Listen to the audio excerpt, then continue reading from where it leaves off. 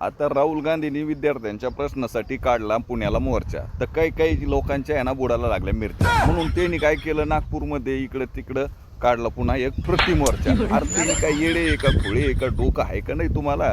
अरे ते राहुल गांधीचं काम आहे, ते विरोधी पक्ष नेता आहे, त्याचं काम आहे काय की त्यांचे प्रश्न समजून घेणे, मोर्चे आंदोलन करणं, कारण तो विरोधी पक्षात आहे, त्याला ते करावंच लागणार आहे. अरे तुम्ही सरकारमध्ये आहेत ना, आणि तुम्ही काय करतायत की मोर्चे आंदोलन म्हणजे प्रतिमोर्चे, त्यांनी आंदोलन केलं की तुम्ही आंदोलन करता, त्यांनी मोर्चा केला की तुम्ही मोर्चा करता. अरे सरकारचं काय काम आहे?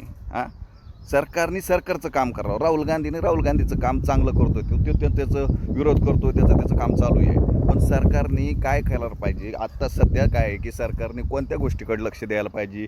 साखरेचे भाव वाढू नये, पेट्रोल डिझेलचे भाव वाढू नये, थोडीशी स्थगिती यावं, थोडंसं जनतेकडे लक्ष द्यावं, तिकडं नाही. तो राहुल गांधी काय करतो आणि उद्धव ठाकरे काय करतो आणि हे काय करतो? अरे ते विरोधी पक्ष लोक आहे, त्यांचं कामं ते करतात. तुम्ही सरकारने व्यवस्थित तुमचे कामं करा ना. येऊन जाऊन राहुल गांधीची जे आम्ही हे करणार आहे, चौकशी करणार आहे. आता तुम्ही एवढे मोठे नागपूरला लोक बोलवले, त्याची चौकशी नाही का? मग ते सरकारचा पैसा नाही का? इतके मोठे लोक बोलवले, तिकडं कुठं पैसा आला एवढा? त्यांना कसं काय बोलवलं तुम्ही? त्यांच्या पाण्याचा, राहण्याचा, खाण्याचा जो खर्च केला तो कुठून आला? तो सरकारच्या म्हणजे तिजोरीतून, म्हणजे जनतेच्या तिजोरीतून दिला ना. राहुल गांधींनी तरी दिला असं इकडून तिकडून, त्याने काय जमीन फिमीन इकून दिला असं, बंगले फंगले. तुम्ही काय करताय? सरकारने ही कामं करणं गरजेचं आहे का?